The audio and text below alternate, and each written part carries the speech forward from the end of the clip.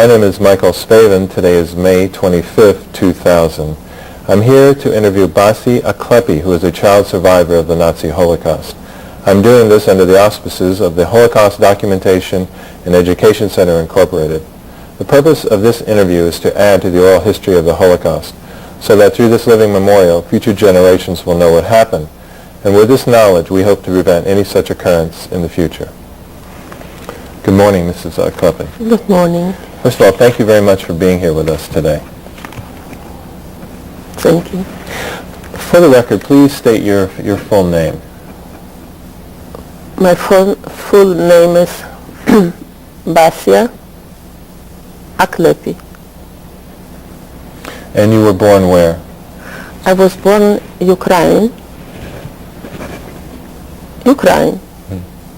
And what year? In 1931. Okay. And what town were you born in? In Mogilov-Podolsk. At that time, was the Ukraine part of Russia? It's Ukraine, but it was belonged to SSR, they called this. Okay. It was a republic, Ukraine Republika, that was a part of the SSR, it's in Russia. Let's talk a little bit about growing up, those early years before the war started. Did you grow up in Mogilov-Podolsk? Yes, we stayed there, I think, until 1940, before the war. Okay. Approximately how many people lived in that town? Maybe 200,000-300,000. Approximately, tell me about the people that lived there. How did they make their living, the people in that town? What kind of a town was it? It was not a big town. There was a river, Dniester. And there was a boat. And the other side was a Romanian. Ataki, I think. So in one side was Mogilov-Podolsk, the other side was Ataki, belonged to Romanian. How I remember, I was 8 years old maybe, but my bigger sister was go there. And we see the other side. It was a very nice town, and I was in the second, before the war start, I was in the second ground. Everything was okay. My father was working. We were at home, 3 sisters. One bigger sister, and I, and a small one, was born in 39. There in Mogilov. I was very happy I have a smaller sister than I. And it was very nice, I think. Father was working. Mother was doing everything at home. In your town, how did most of, well, first of all, how many Jewish people were in that town? What was the population of the Jewish people? I cannot say, but there was pretty a lot of Jewish people. And I think we live like this house with houses, Jewish family. But I have at school also not Jewish friends, and we don't make a big difference between Jewish and not Jewish. It wasn't really very well. Right. Was there a Jewish section of town? Did you live in a section of town where there were other Jews in the neighborhood, or was it pretty much? Yes, it was most Jewish, I remember. Mm-hmm. The house, near our houses, there was Jewish. Mm-hmm. In your family growing up in that town, you had two other sisters. Yeah. And their names? The eldest was Ida, and she was in this time married. When in 35, she was married, or 36, I don't remember. Very young. She was 16 years old, and she married with a no Jewish man that they fall in love. And then they went to Russia. So she didn't live with us. But I remember her, I remember him. I remember this. And your younger sister, her name? And there was a sister younger than I. Yeah. She is Lisa.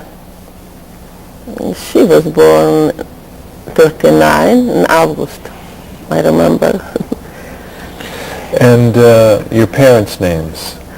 My father his name was Leib,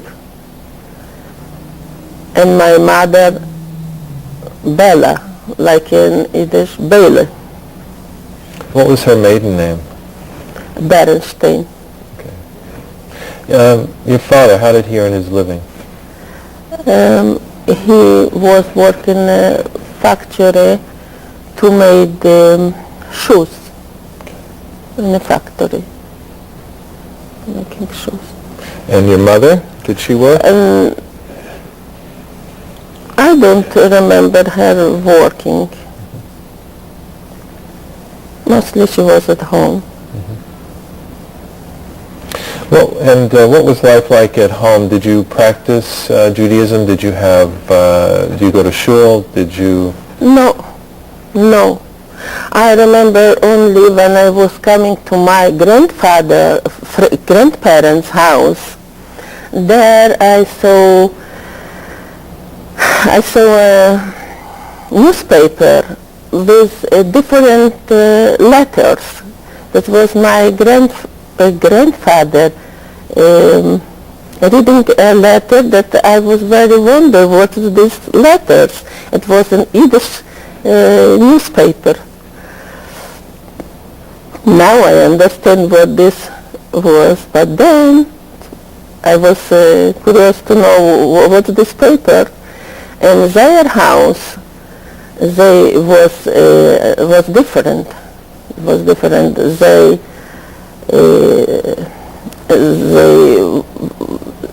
was watch for Shabbat, and Saturdays they didn't do nothing. They made Friday in the evening, they, I forget the word, candles, they light candles, and they eat only kosher food, and their house was, when I come to them, I see some difference. Your parents did not live the same way? No, because I think so. My mother, I think because my father was a communist. He goes to this and there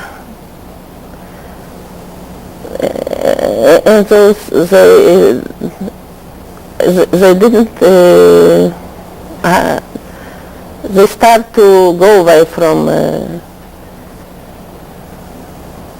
to be Jewish. I can explain this situation.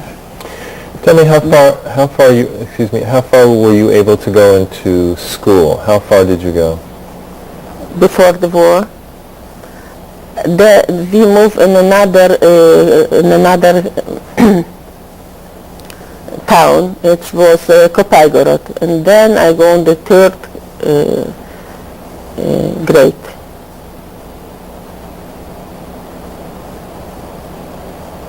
Yes. When did you move? What do you remember what year that was? Why we moved to Kupaigaru? We lived this house. We didn't sell it, and we closed it maybe. We go. It was very near to Mogilov. Maybe to find more. I think because of 2 year more money for the work. I think for the father would find. I think because of this, but I'm not sure why we moved. Do you remember the school that you went to? It was not a Jewish school. It was not a Jewish school. This I remember the third grade where I was, and I remember the teacher, my teacher, an old woman. I don't remember her name, but her son was the manager of the school, and his name was Basenko. I don't know why I remember this name. And my teacher, she was sometimes invited me to their house. She has a very nice house, and I sit there, and I was writing very nice. So she gave me to write for the school newspaper, because I have a beautiful, I don't know how to say in English, I write nice. So I remember her,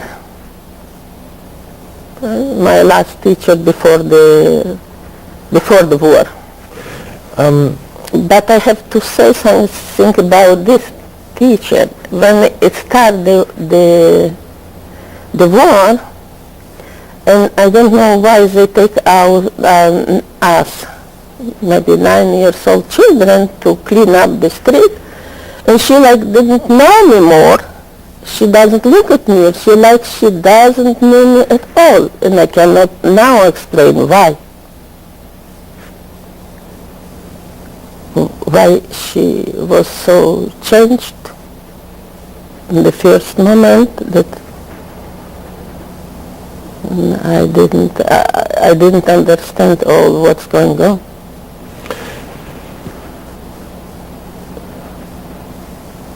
Did classmates, did your teacher while you were going to school, did they know you were Jewish? I didn't understand a difference between Jewish and not Jewish. Mm-hmm. I didn't pay attention on this, and I think that the children also don't let me to feel different. Mm-hmm. We were the same. I have very good friends not Jewish, and I didn't make the difference at all.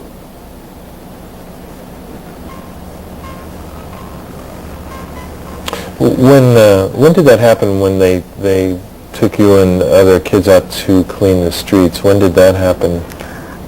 I don't remember how, but I remember the moment that I was with other kids, and I saw her, and she made herself, she doesn't know me.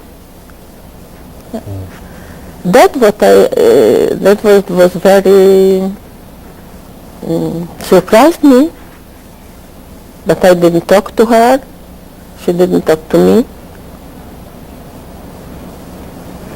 I don't know why. I don't know how it's come that I saw myself in the street to cleaning the street. Well, when the war started, it was 1939. It was 1941. 41, where you were, correct. And I remember this day. It was like Saturday, and a very nice day, June 20. I don't know, remember the date, but it was June, a very nice day, not hot, very nice outside. And because I know it was not working day, everyone was at home, not school, no, father was home. And the radio or something happened, they say it started the war. I don't understand what's the war. I wasn't afraid of this. I don't know what this is.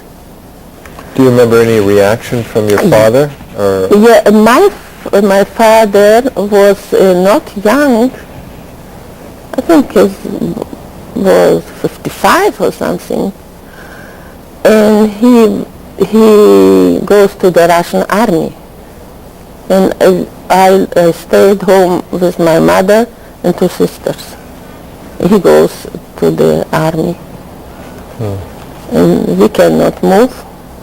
We stayed there, and we didn't know that it's danger to stay there.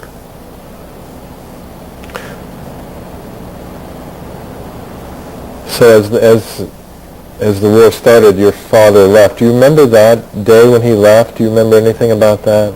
The day he left? Went to the army? It was very quickly. They have to go in there what's called in the military. They have to go. Every man have to go, and every boy they left very quickly. Do you remember something? I know you were young. Do you remember something about that when he left? Do you remember how you were feeling? Something about saying goodbye to your father? No, it was so quickly. It was very quickly. We was like in a shock. He left, that's all. We stay home. It was our house. We buy this house. I asked later. I know it was our house. There in Kopygorod also. In this town that you're living in now, was there a sizable Jewish population in this town? Do you remember? In Kopygorod? Yeah. To my father comes friends, Jewish, that he works with them. Also with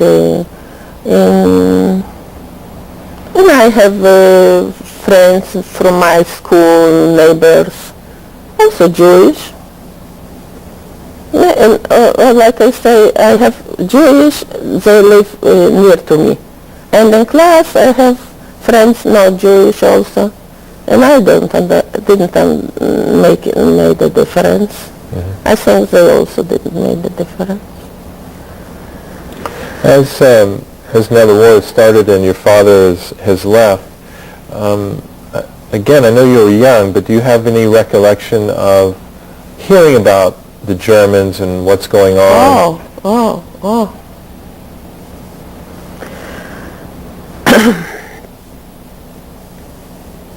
It was daytime, and they came with the motorcycle, and then there were so terrible screaming from the people. They came and they find house out, I think, our rabbi's house. Now I remember, she was my friend, the daughter of the rabbi. Now I remember. I come to the house. They came there, and what they did, I don't know, because everyone was so afraid and was hiding in the house. But the crying was heard all over the town.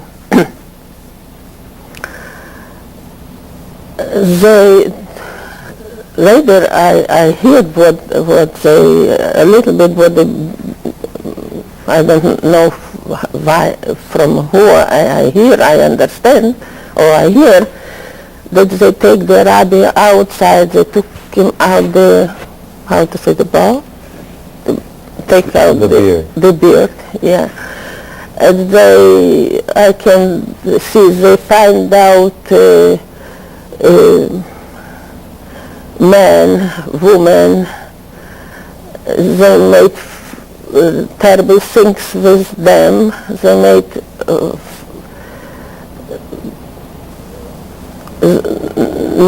not they only killed them, they made like they saw fun for them. And I didn't see what they did, these people, but not to talk. But such terrible screaming can come from what they was doing. I didn't see what they did, but I hear only the voices, the terrible screaming. And my mother take my big sister, she put her in the bed and put her on her pillows. No, she hide her in the bed. Nobody will see her. And then it was only big fear. It was. The Germans have taken over the town now. Then, in very short time, I don't know days or how they came in, and they took all Jewish family have to come in a place, open place there. And my mother... They came, meaning they came, what, and knocked on your door? No. Somebody told in the... somebody taken not in the radio, in the... Loudspeaker to come to a place, a certain place. And then my mother took the baby on her on the arms, took I and my big sister, and we go. Did you take any possessions with you? No.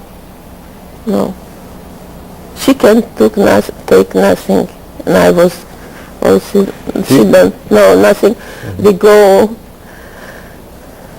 in the place where they sent, and there was in the way there was a empty house, a lot maybe, I don't know. I remember me to stay in an empty room, and my mother stayed with the baby on the arms, and she said, we was very frightened. We don't know what they will do with us. And then my little sister Lisa started to cry. And then I understand now that they will come, the Germans or the Romanians, they was together, but shut it out on the place. So she says, we have to go. We will go. What will be with all Jews will be with us. And then here the first time,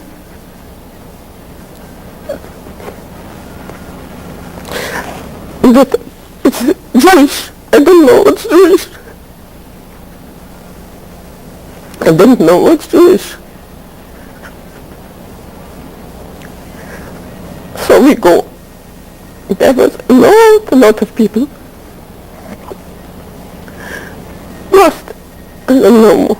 They stay each. I didn't see a lot what's going on there. And then it was daytime, maybe 2 o'clock, maybe 12 o'clock, I don't know, daytime what. And they start to, there was a lot of people, maybe all the Jewish people come there, they start to, we have to go somewhere. And I see myself to going like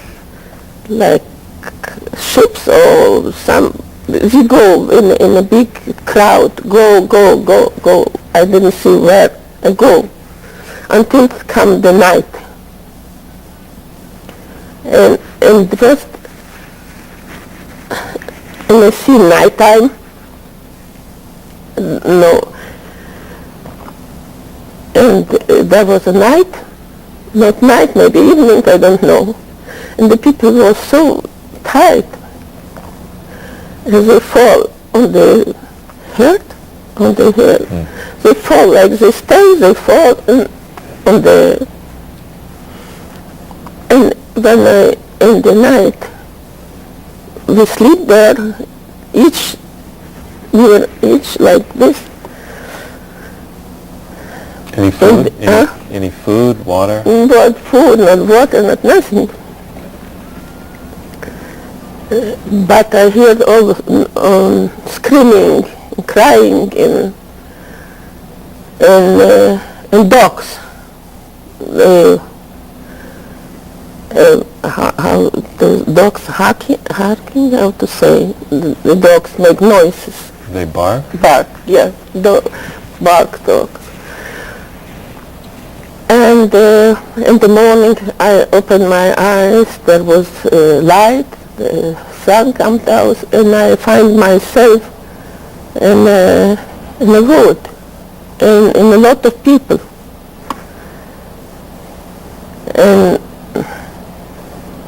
And there are some, if there was in the family some men, they take wood and they make like to stay inside, not to stay. They make like for a dog to some wood to make the place. Like a little shelter. They make it there.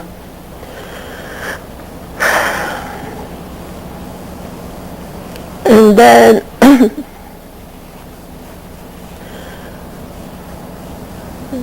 and then start all this.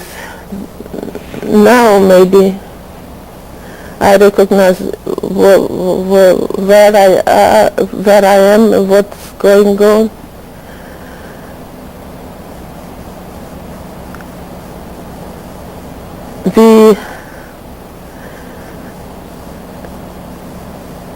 I don't know I only know that there was in the night time we were very afraid of the dogs.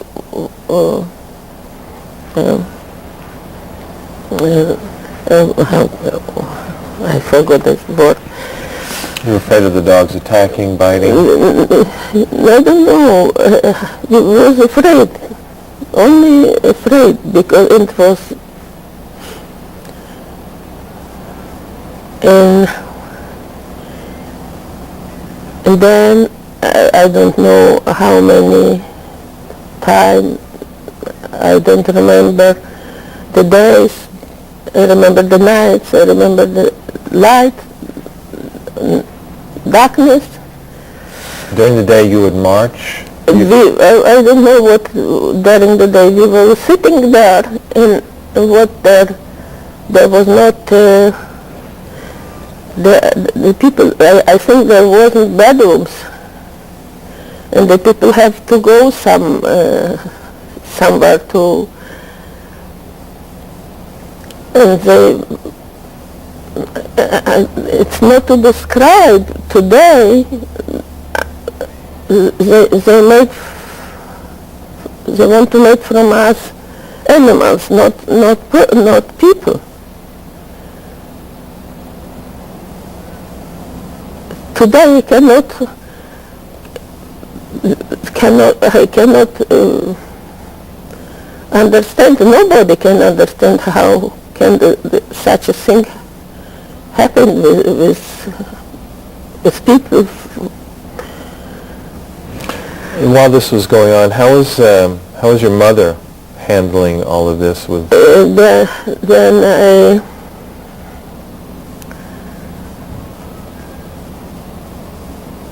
I remember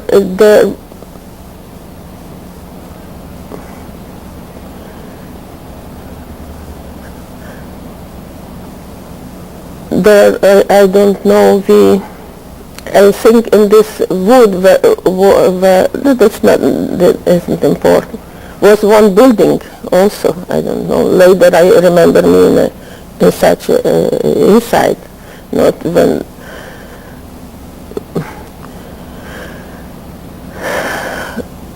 I remember, I don't, we have not a bath, we have to wash ourselves for all the summer. No water only for drink, we have not water to drink. Then I don't know, maybe how people get some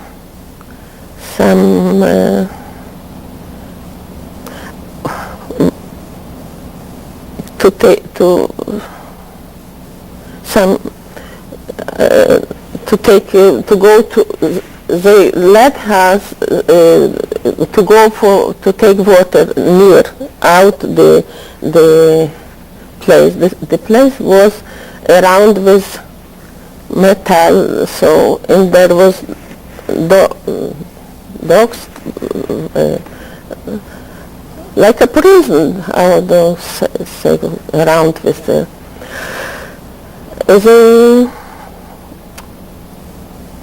you see, my English is so bad. Where we have to put water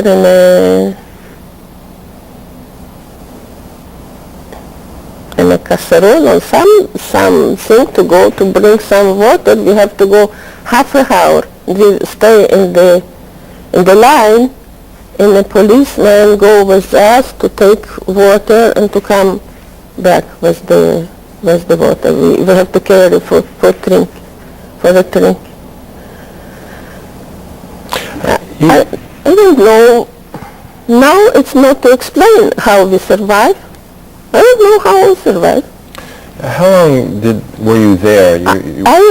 We were there summertime,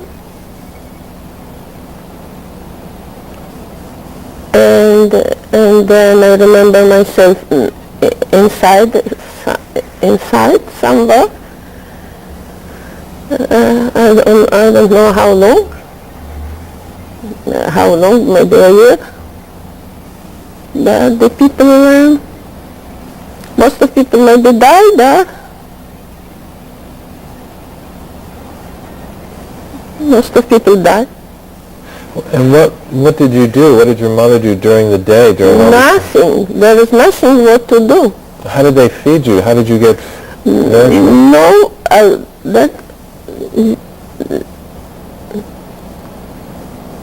there was, I don't know how, I remember they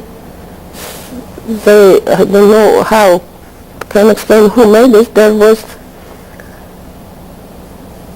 I remember once a day, once in 2 days, maybe once in 3 days, somebody, not Jewish, I don't know, they cook some water inside some, I don't know what there was in the water, and they give us some, they don't give the plates, we have some to put in the, I remember this, it was like warm water and some, not potatoes, something inside. I don't know how to explain what there was inside. And like a soup. Do you remember the feeling of being hungry all the time?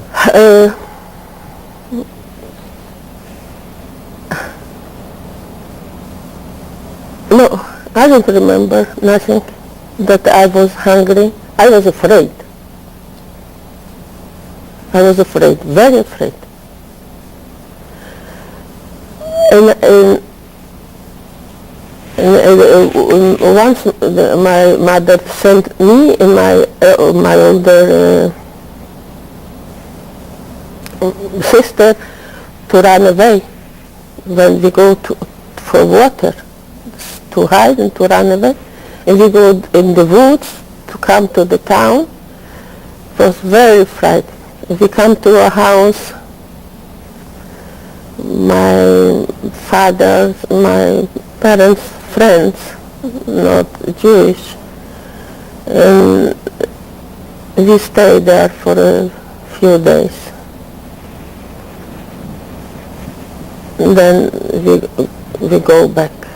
We go back, I don't know. We go back inside.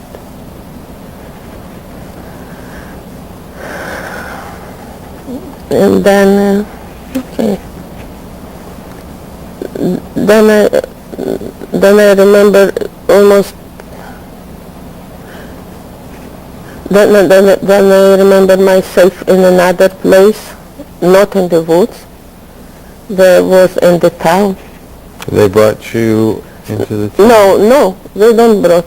Maybe there was no more, not a lot of people, and they don't want to guard us, so we go by ourselves. But we cannot go back in our house, no, because it was located between Jewish and non-Jewish, so we cannot go there inside in our house. And I remember we stay in a room, some in a house. It was in one room, a few families. How you can stay or lie? So many people was there. No wash, no place for take a bath. No. And only I know I was sleeping and wake up. And then I see in the window horses and what's called the horses. A wagon? A wagon, yeah. The horses, a full wagon with naked dead people, men, women, children, all naked bodies, dead naked bodies. That was the view. And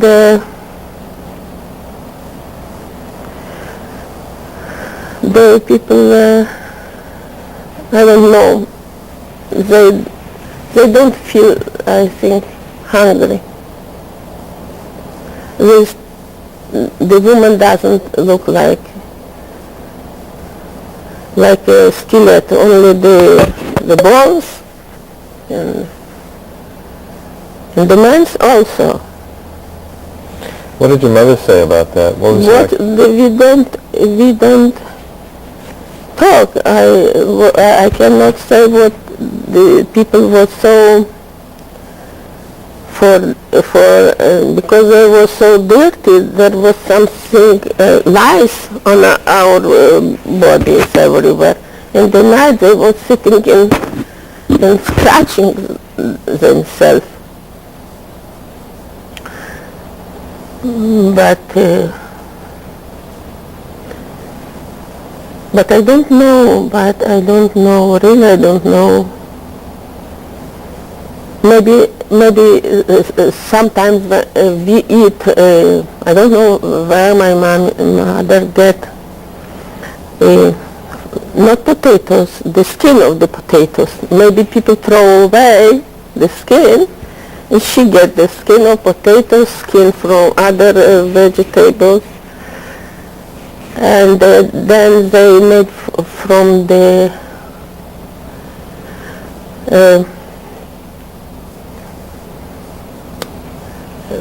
flour. There is inside some what's left from the flour.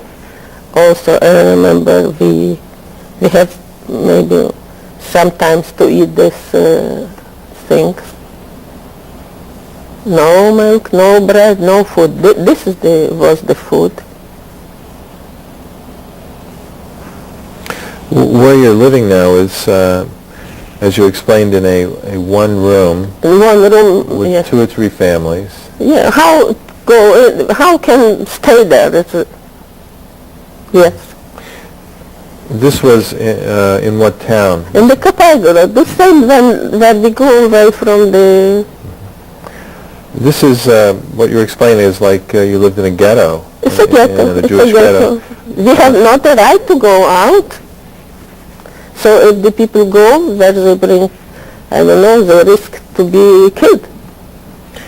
There were German guards, Romanian guards? Romanian in, I think, Romania. There have not to be a lot of guards there, because who was there? Women, children, old persons.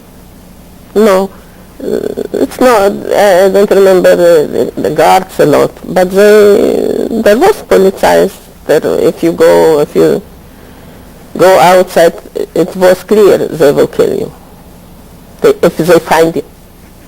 Outside the ghetto? Outside the ghetto. Well, during the day, what was that like? I mean, what did you do? What were the activities of the day? What? Nothing. What I look in the window, what I see. That's all. Because, and what I see in the evenings, the people sitting. Were there any activities that went on in this ghetto? No. They, I don't know why they don't kill us. I don't know. Now I cannot understand why they don't take us then when they take us out and kill us. It was simpler. Maybe they don't want to. I don't know why. They let us to die easy. Were there a lot of people dying? So, you see what I see. Only wagons go to the... How is your little sister holding up? I don't know how.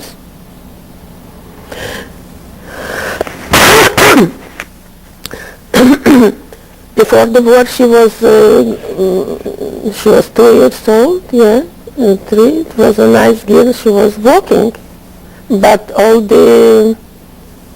she stopped walking, and then she was on the lying, not walking. Now I think, I remember when the situation was very, maybe my mother see that we will die. There was a Jewish man, I didn't know, now I find out.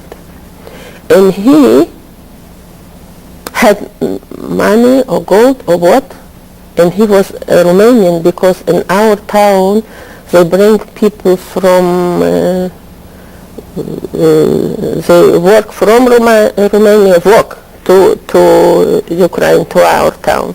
They talk Romanian like the Romanians. So he took the children, some children, I don't know, maybe 20 children, maybe 30 children. We will live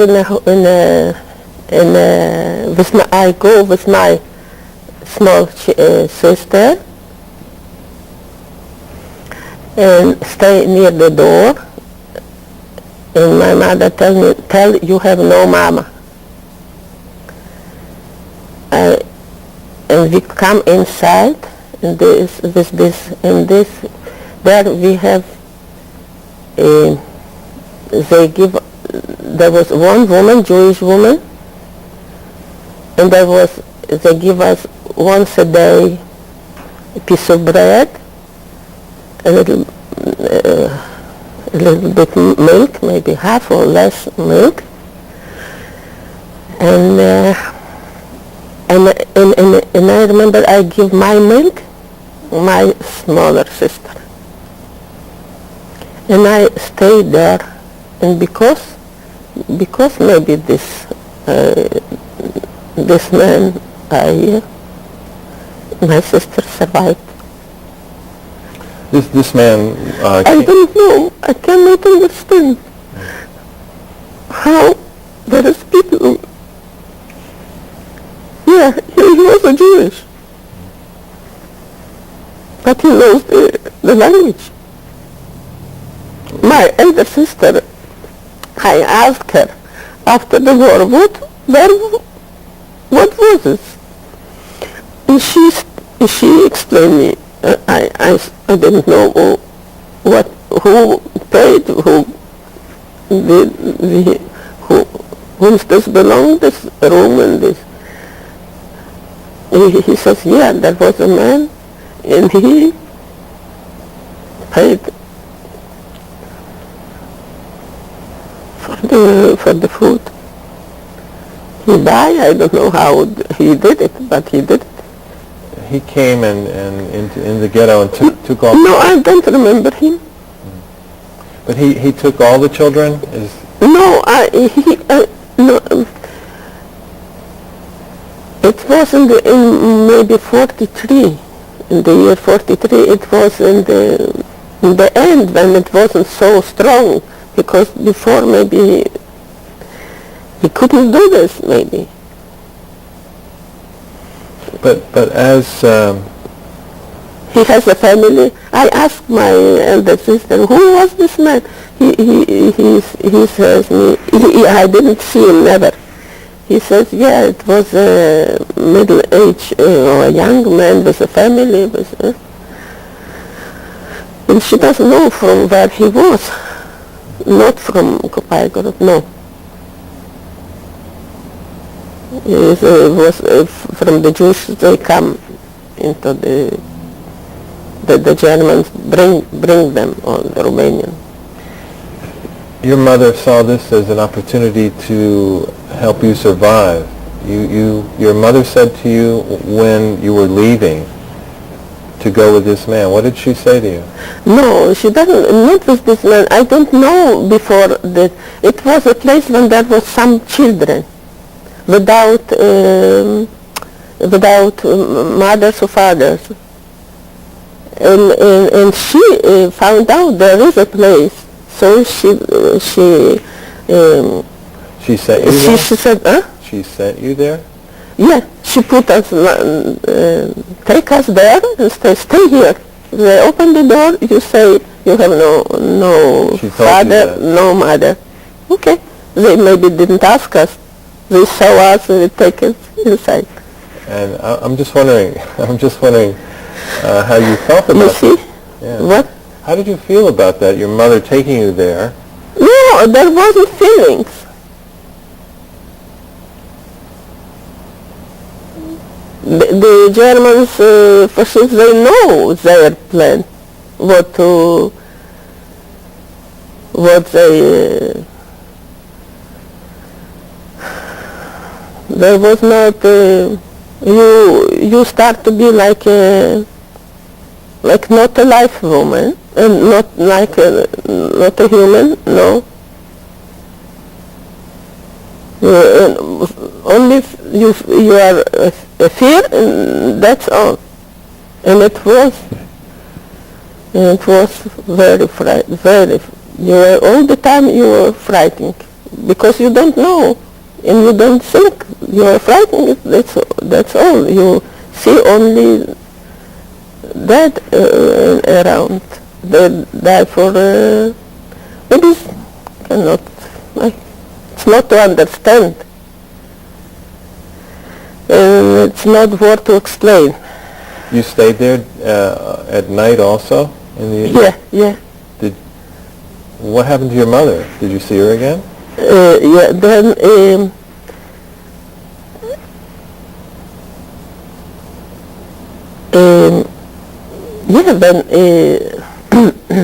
this is the end. This is the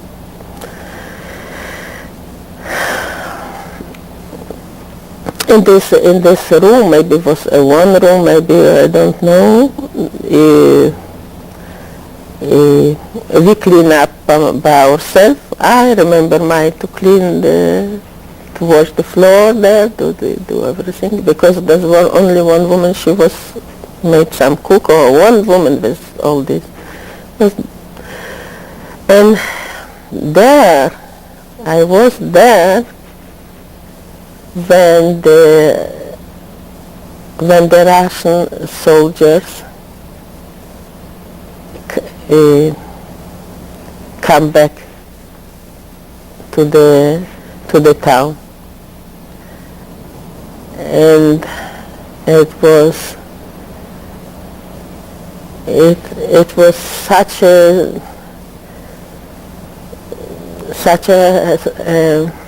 how to say, you feel free. It's the end of this terror. It's come finally the end, and it was such such happiness, and there was not a question that mother come and take it out back, and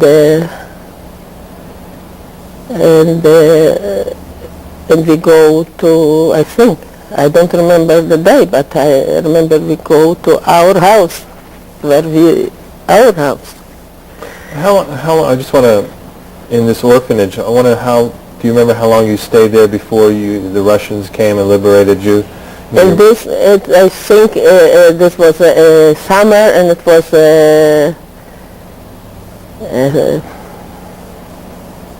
winter, so maybe a year I stayed there. And the entire year you didn't see your mother at all in that year?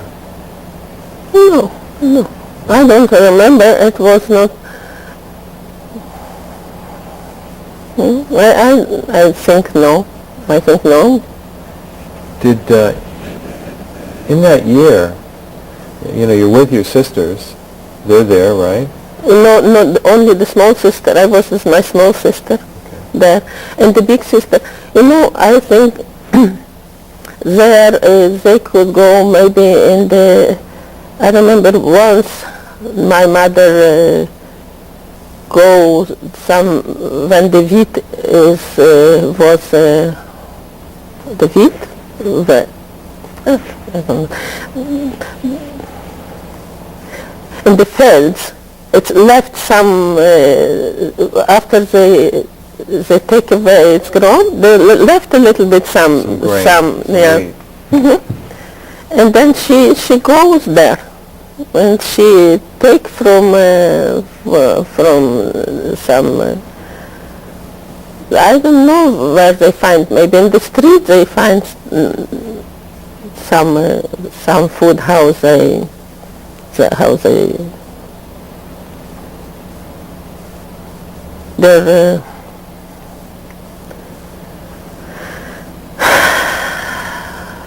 There was I remember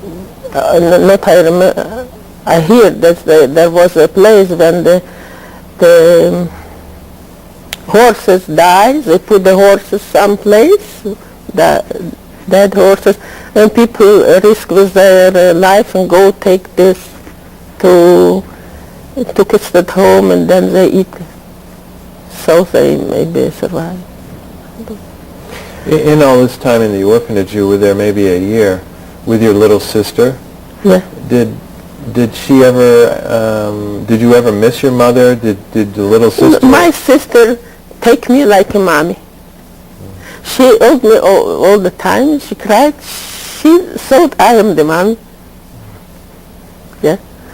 And I felt all the time like I am her mother. And you're young. You're only 13. No, it's yeah. And my mother wanted us to survive. She did everything. I remember when she take us to go on the field, like I tell you, and when they come to the Romania, the Ukraine, I don't know, they come with the sticks, with the wagon in a horse, and what they gather there, what they pick up, they take away from them, and then they hit them with the sticks, and my mother pushed me away from her. Go away, and I want to go with my mother, and I was so scared to stay by myself in the field in the evening, and she said, go away.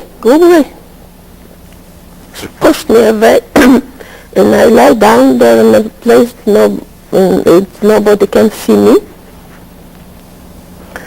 And then we hear all the screaming in the crying house. They hit the grown-up people. They take away from them the food and they hit them. And now I understand she was ready. Maybe they will kill them. So she wants me to stay away.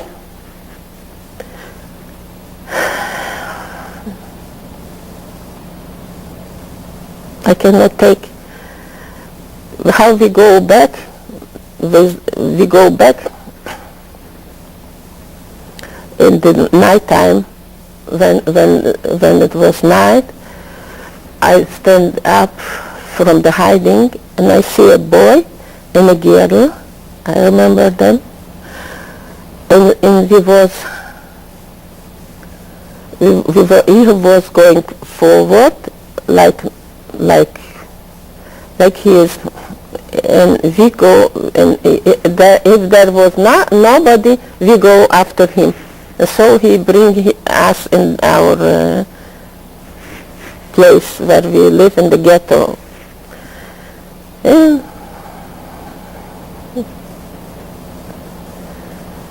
then I understand what is Jewish.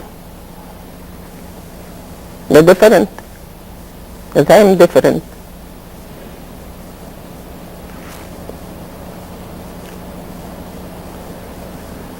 Don't know.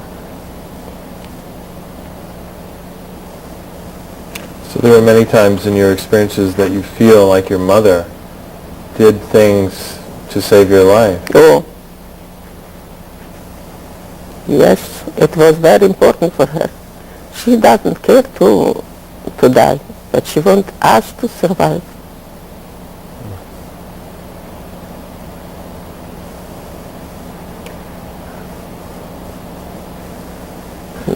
So the Russians came, they liberated... They liberated, yeah.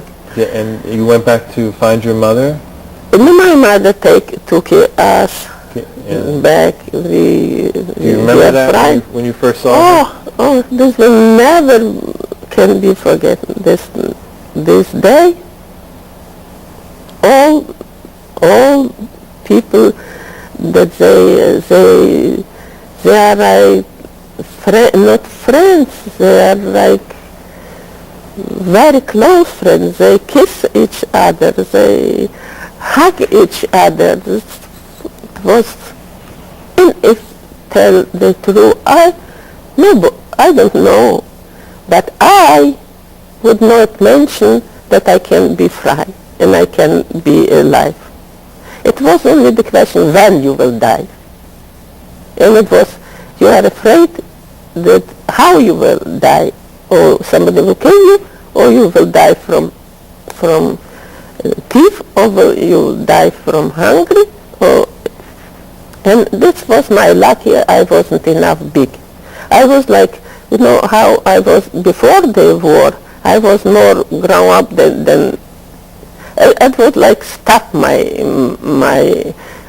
I didn't grow in this time, not physical, not I stopped, like the time stopped. It's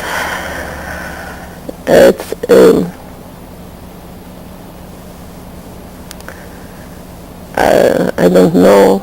It has been never forgotten, and it's very hard to understand. Such can happen, such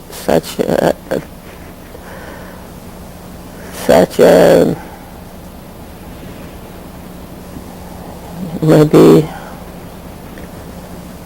what is we cannot what is that's not a word to explain. There is not a word to explain what is fascism. What happened to you next? You're reunited with your mother and your older sister too, correct? Yeah, my elder sister, they were all survived. What happened to you next? Okay, we stayed there for a year maybe.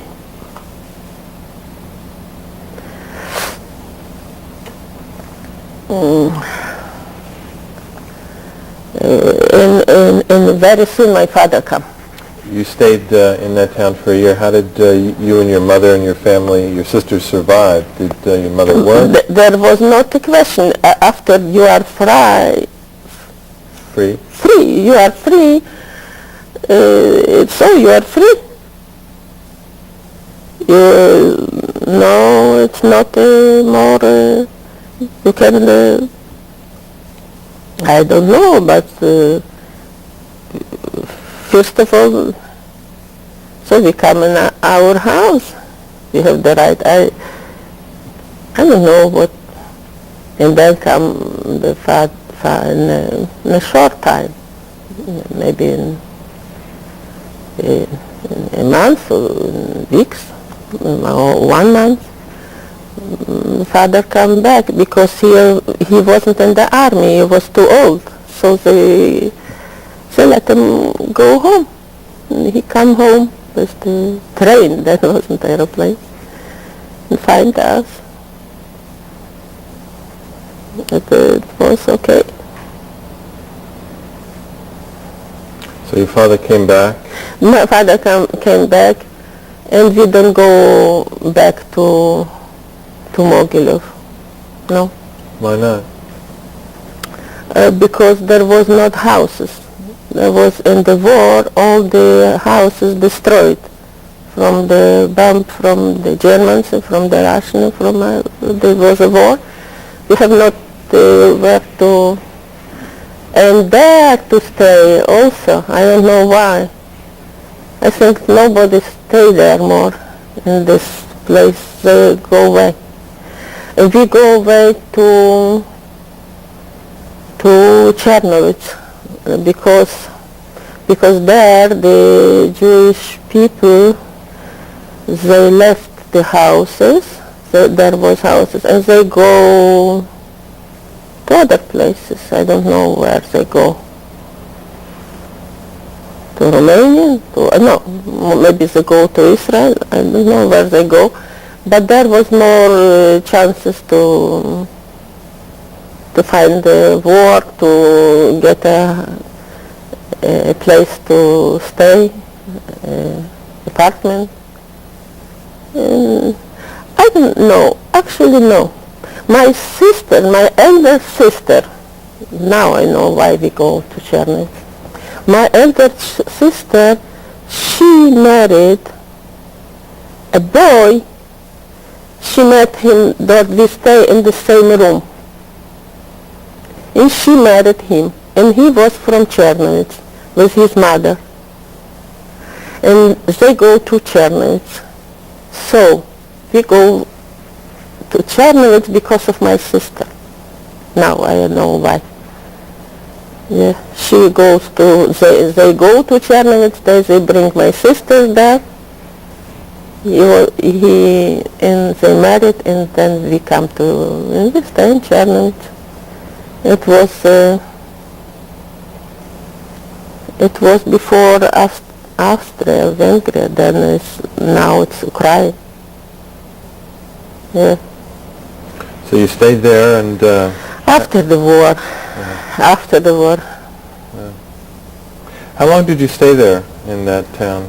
It's a bigger, it's a very nice town. Was when we come, 46 I think. Mm-hmm. And how long did you stay there? We stayed there all the time. Oh, you grew up there? Yeah. Went back to school? Back to school, and then I learned after, yeah. I'm wondering, Given your experiences and before the war, as far as being Jewish, and you were young, of course, but not really knowing about being Jewish. No. But after the war, after what you went through. You see, my sister also don't know. There wasn't a difference. She married no Jewish.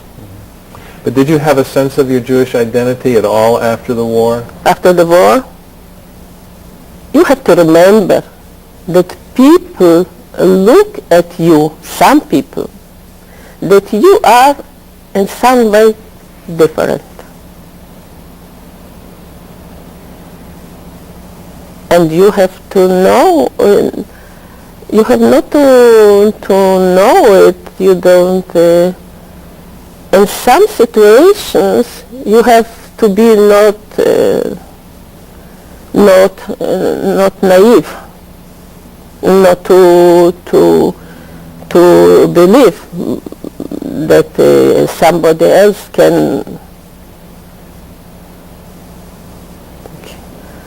You have to be yourself. Now I understand it. Growing up in Chernowitz and going back to school. Yeah. Yeah, we also now in Chernowitz, I have, after the war, after this all happened to me, because I'm Jewish. I think because I'm Jewish, they did all these things. Yeah, they did this only with Jewish. And I have friends, not Jewish girls, but I love them very much, and they love me. So we cannot say this nation is bad, this nation is good. It depends on a person. I think so. I think so. But I really don't know until today what is the difference. Growing up, going back to school, do you remember any incidents in Chernowitz of anti-Semitism? Oh, in school, no. In school, the teacher was not a Jewish woman, but we have Jewish teachers and not Jewish teachers, and it doesn't make it wasn't a difference. But in the street, and in the places there it's not so much, but you can feel that you have to be to be careful. You have to be careful because somebody can hurt you in some way. I remember once in the street, and a boy come in front of me. He gives me in my why? Because my face looked different. Not maybe my face looked Jewish. Maybe I don't know. And yes, and the neighbors also they made a difference. Not. They made a difference. Sometimes. Because they feel they are stronger, they are in majority, because I think so. And so, but in my house, after the war, we don't feel like to hate somebody. No, it's not in our family nature to hate somebody because he is not Jewish, because he is different. No.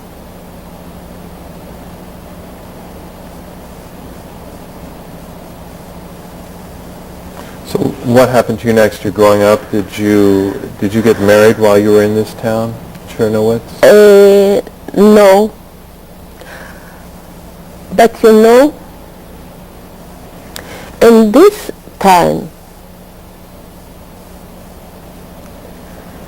when I grow, in this time, when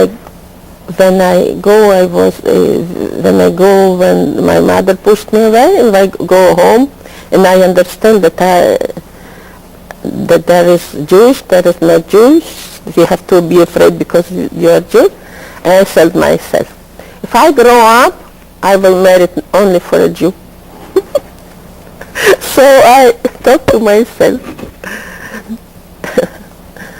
and I was waiting for a Jew. He will come and marry me. It was not easy to find. I met boys not Jewish, and I was afraid to marry them, to get married.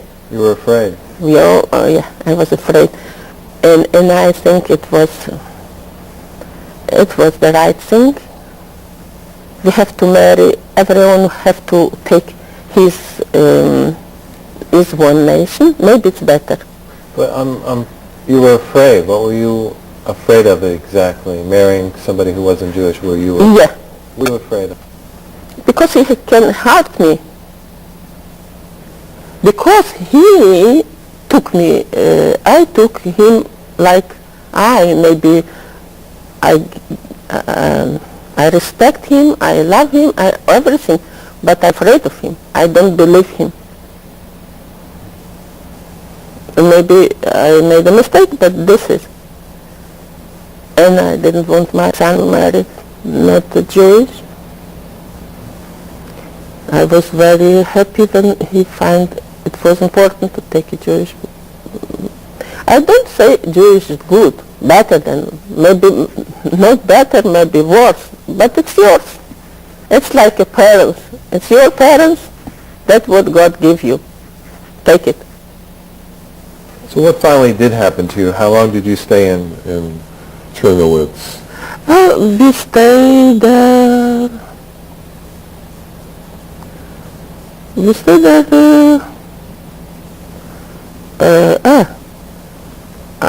Until I stayed there.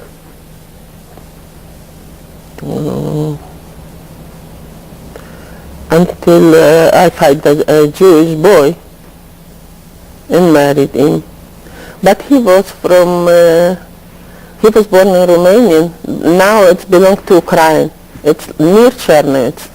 And also his mother wanted him to marry, to find a Jewish girl. He doesn't want, he doesn't care to marry no Jewish, to have girlfriends. He doesn't care, but his mother want him to go back and to marry there, and where she was born. And then somebody, no,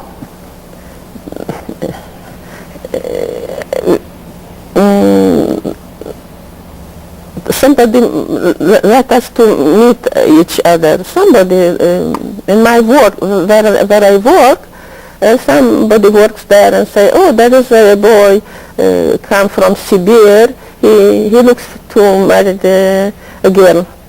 Okay, and they know me. Oh, she is not married. We have to how to know each other to introduce. Right. To introduce. We will introduce them, and they bring us. They introduce us, and I know him for a week or 10 days. We came from Tyumen, it's Sibir, because the Russians took his family from Romania, took them to Sibir because they was rich, and if he is rich, he have to. He's against the population. He has to go to take him away. So they took him there. They took him away with their family to Siberia, and he has to live there. With the family, his father died. It's another story.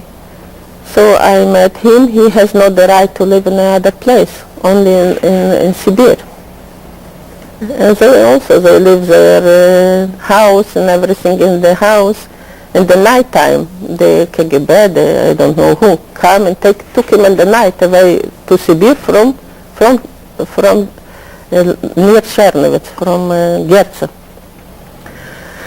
And so they cannot go back. And he is a prisoner. So he came for a month maybe.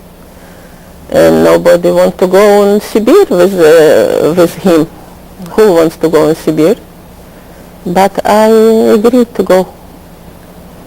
And I went to him in Siberia in 1957. And so we married, stayed there in Siberia for 5 years. There was born my son in Tumen. And then we have the opportunity to come to Chisinau, Moldova. I stayed in Moldova and from I don't know, 60, a few years, from 62 we come to Chisinau, and 1974 we left Chisinau for Israel. What made you decide to move to Israel? Oh, I didn't know there is a state of Israel. We didn't learn, we didn't know, but I recognized there is opportunity to go in a place that you can be a Jew and not to be worried about it and not to be afraid about it. I was ready to go. You didn't know until the 70s? No. That there was in Tumen, how do you know? No, we didn't know. We have not. And you see, 48 the state was created in no book, no newspaper, no radio, nothing. And then I wanted to go. I wanted to go very much. And it was not also a problem, big problem. A big problem to go? To go to Israel, a big problem. Because my husband's family was like prisoners. So you don't know, tomorrow maybe they take you in the prison because you will, for this reason you have to go to Israel, what you are not a good citizen for and it was very difficult. But I didn't want to think. I want to go. I want to go not for me. I want to go for my son to go. And then they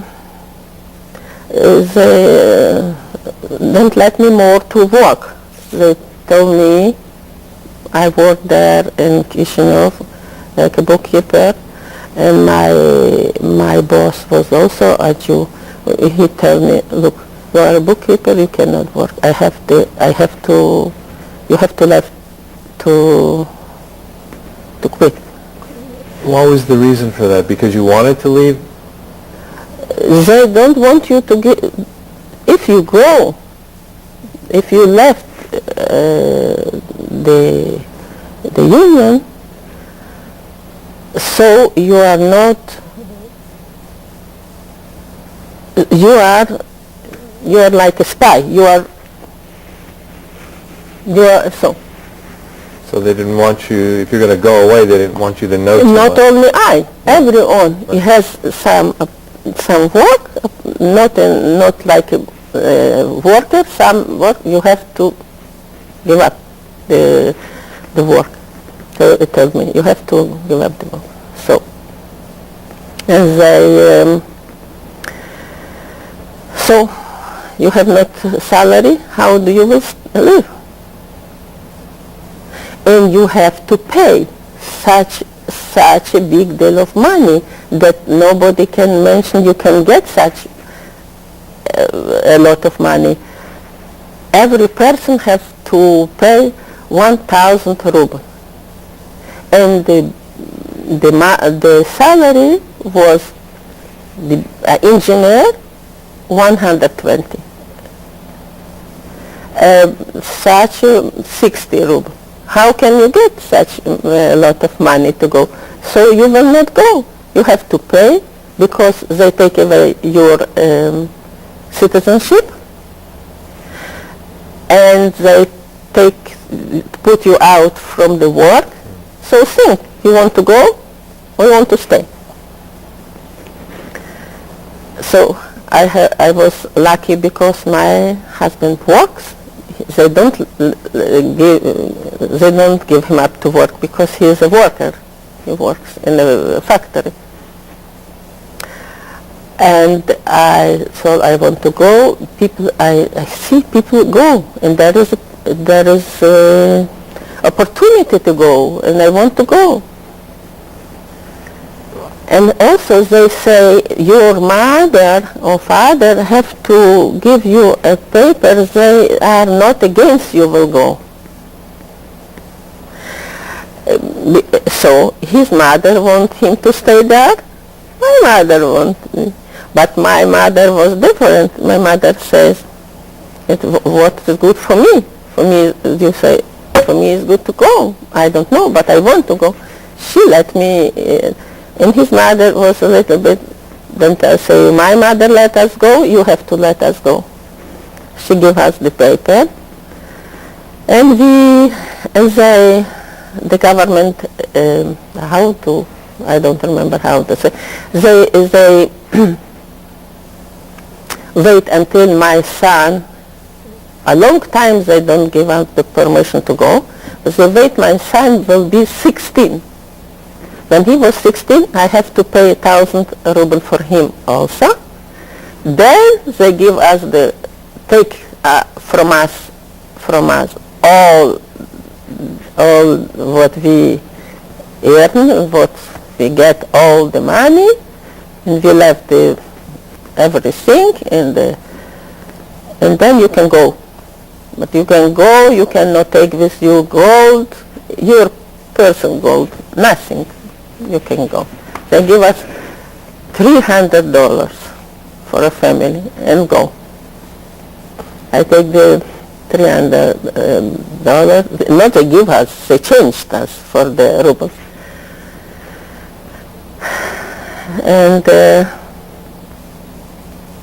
And I was, and they was the 70s. They say in Israel is so bad, so dirty. There is no water. There is so dirty. There is so terrible. There is. And I believe. So I don't know if I will have a house. I don't know what will going on. I didn't care what will be there. I want to go, and that's my husband. And I will give the papers, and we became after my son was 16, they give us the permission to go. And we go.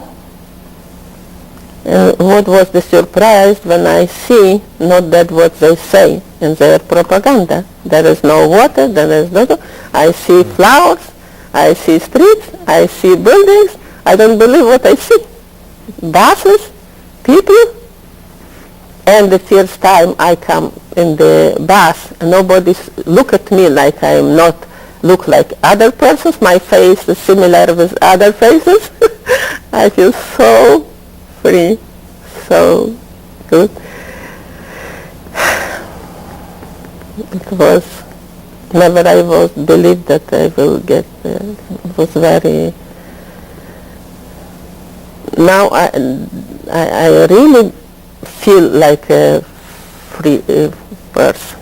Really, really. No more. I'm afraid from nobody. When you first got to Israel, did you know Hebrew? I didn't know a letter of Hebrew because we start people, a lot of Jews there was in Kishinev, and they want to go, so they want to learn Hebrew. And where I worked, there was a boy, and I see one day, he has some for learning a book for learning English, for learning Hebrew. And they come from the police, and they took him, and they made him a sense. They put him in the jail for this because it was danger to learn Hebrew. And you have to keep it as a secret that you want to go to Israel. You have to keep it in the secret. And I remember we stayed there, and I remember the office is Ovir. We will stay in to get the papers of when to go, and some people go there on the street, and we talk Russian because this is our language. And they said, you see them, they use our language. They use our language. Such terrible people, they use our language, but they. Okay. It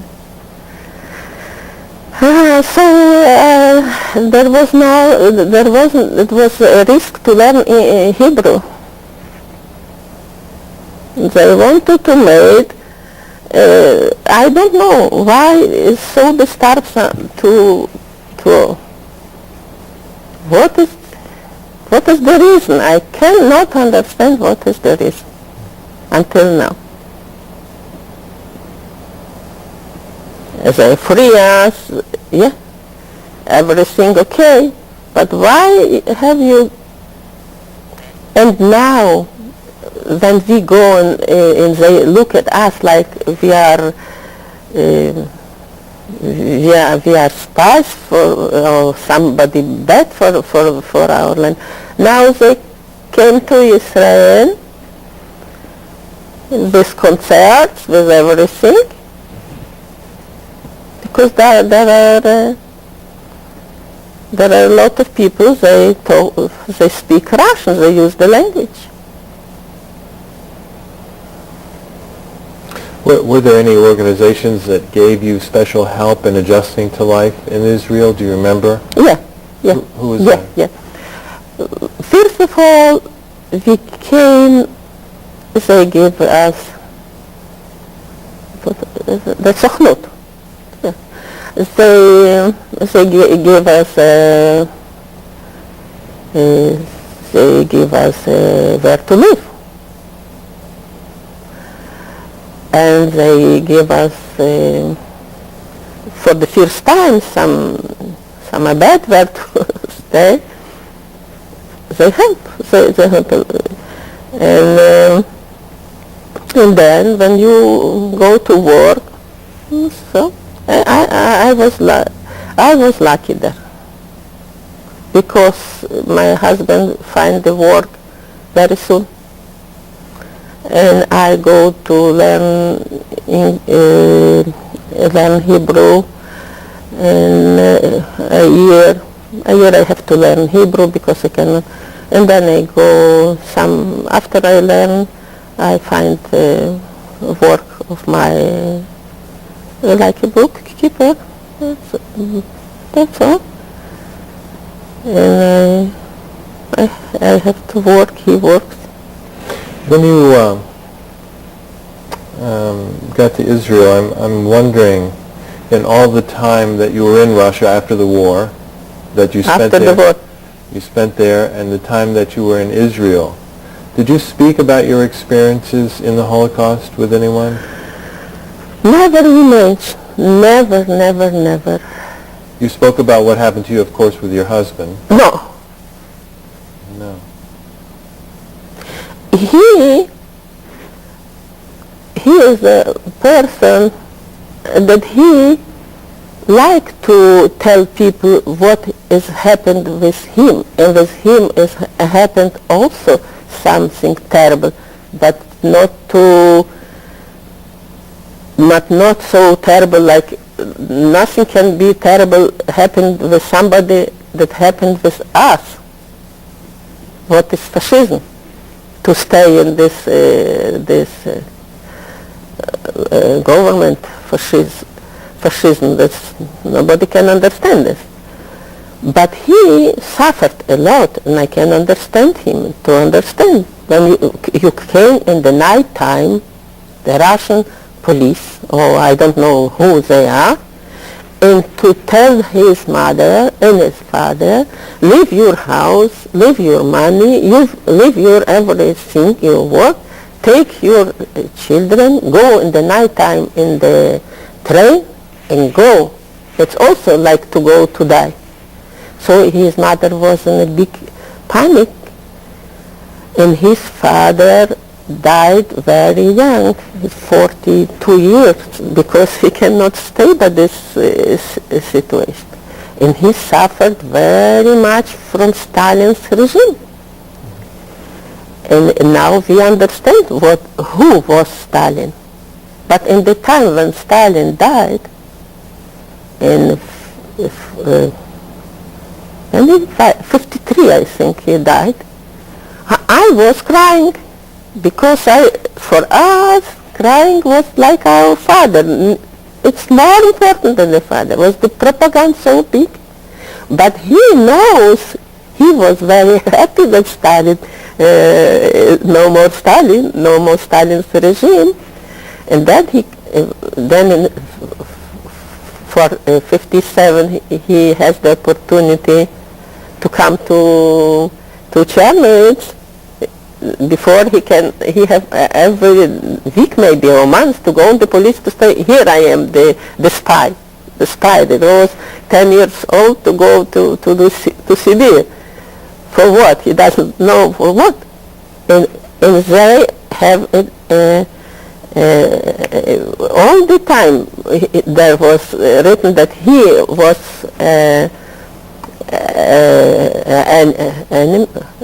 enemy for the people, because he is something danger. Well, I'm wondering about you. Why? And so he tells the stories, the terrible stories that what terrible young years he has, how hard they live there. But he doesn't. Never I told him about me. You didn't tell anybody? No. What about your son? I was thinking about to tell him or not to tell. You know, when you go to take a job in Russia, you have to write in the paper your biography, in there where you born, what you are, and where were you in the time of the fascist occupation. Then I write there, and I know he knows that I was there, and but things about details never I told him. Never I told nobody. Even in Israel, you never spoke about it to anybody? No. What about this country? Since you've been here, have you talked about it to anybody? I don't talk, but I live in a house there is more people. They are from Poland. There is different. They work in other situations. They work. They was bigger than I. And what terrible! They talk. they talk about what the terrible things they experienced, how they lose their children. It's not good. It made them sad. They have not to talk about that. They cannot maybe. They have the. They need to talk. Maybe they need to talk. But I'm more lucky because I was smaller, and I like this was a bad dream that I forgotten this dream and don't want to remember. I want only he have to know, he have to be careful, not to be naive, to be careful, to be clever, to understand where you are, with whom you talk, and so far. To understand the situation, if you have such. What do you feel is the most important lesson to be learned about the Holocaust? I think I can understand people that they will cannot with their mind to believe that it's such a dangerous thing, fascism. They don't, but we have to find out ways to put in the minds of the people how this is danger, not to live with this, but to know this. Like we know there is some danger, heart attack, or how to say, medical.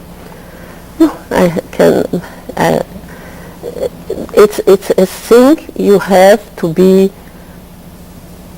take it in your mind, and when you need it, you remember that there is a danger thing.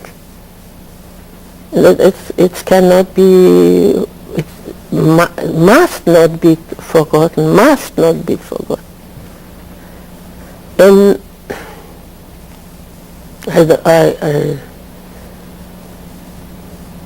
it's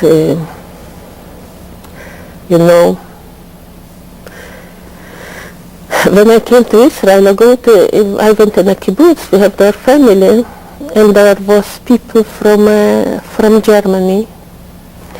And when I see they are from Germany, I was like shocking, like this. My fear come back to me. I'm in kibbutz, like that. It's not their home, it's not mine, but I cannot think. I was like this. And I come to the family, so Fruma, what's... And she's saying, calm down. It's not like you now. They come here, it's different, I couldn't, how... It was only to remember. It was made me a shock, and also I think that's my lucky that I was not enough big,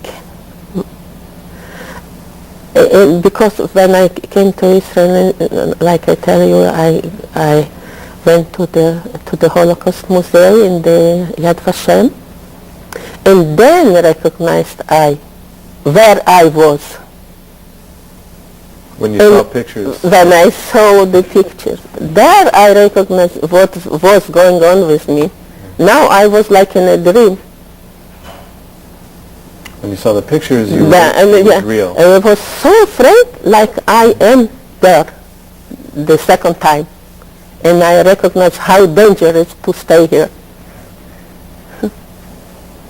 So it's very hard to unfortunately, it's maybe how to explain people, how to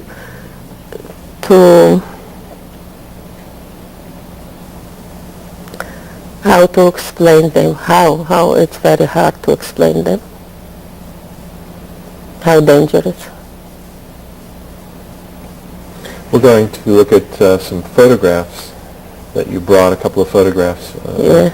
But before we do, I want to give you a chance to mention anything about your experiences during the Holocaust that I haven't asked you, that maybe you'd want to say something that I haven't asked you. Do you have anything that you can remember about your experiences?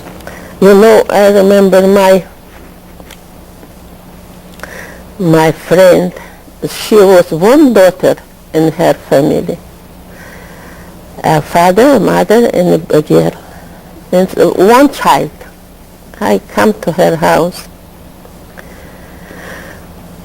Came to her, and then when they was with us in the first time in the ghetto, the other kind of ghetto that I had, I know, and her father wanted to go home maybe and to bring some food or what. And the mother was inside. I don't remember the girl was here or there. How to say around the house? What is there? Around the house is what? A guard? Not a. Oh, I forget. As a board in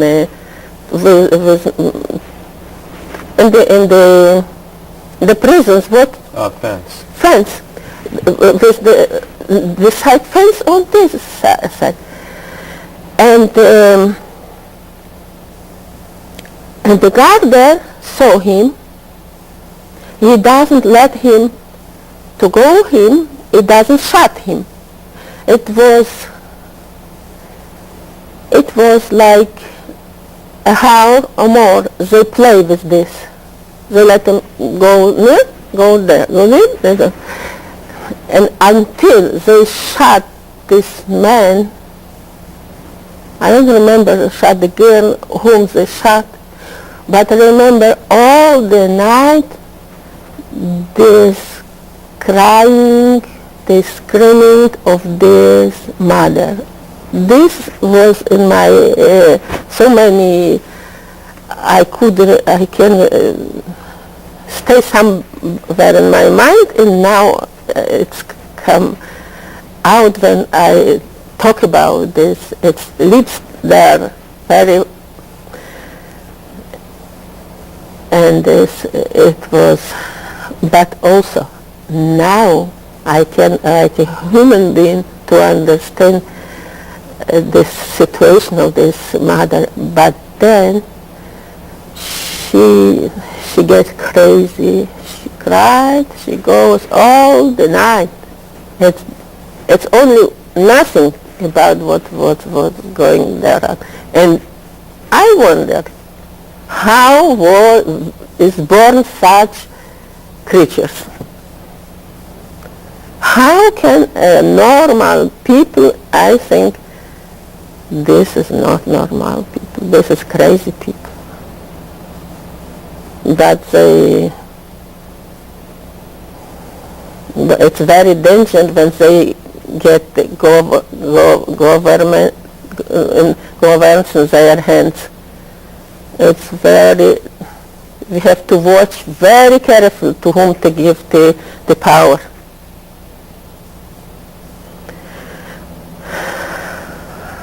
Yes. We're going to look at some pictures that you brought, and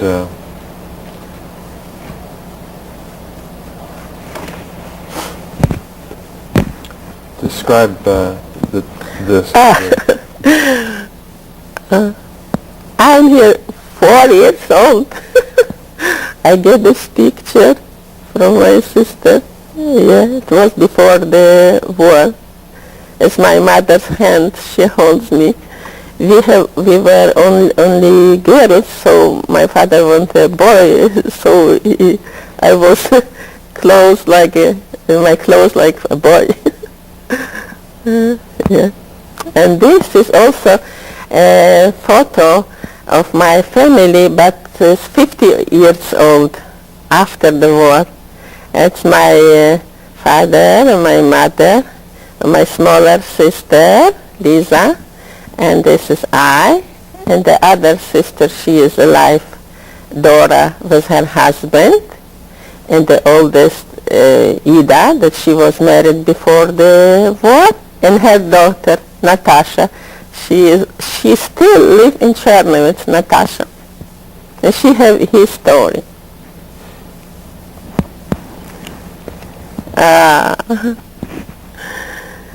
This is my grandchildren.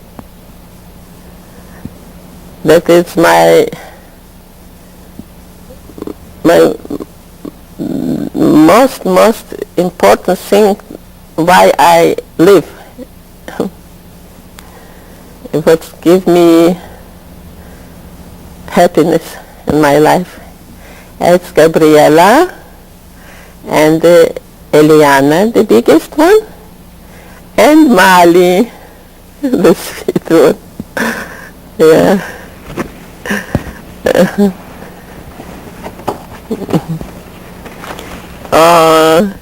Here they are, we are this year, 2000, we have for a trip, my son take us for a trip, we go.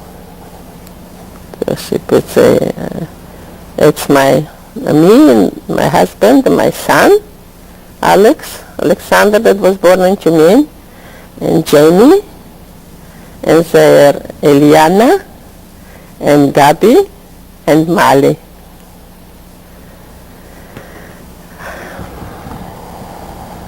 I think that is a good. Thank you very much for being He made it. Thank you. Thank you for being here with us today. Thank you. This has been Michael Spavin interviewing Basia Aklepi, who is a child survivor of the Nazi Holocaust. This interview will be added as a valuable contribution to the Oral History Library of the Holocaust Documentation and Education Center, Incorporated.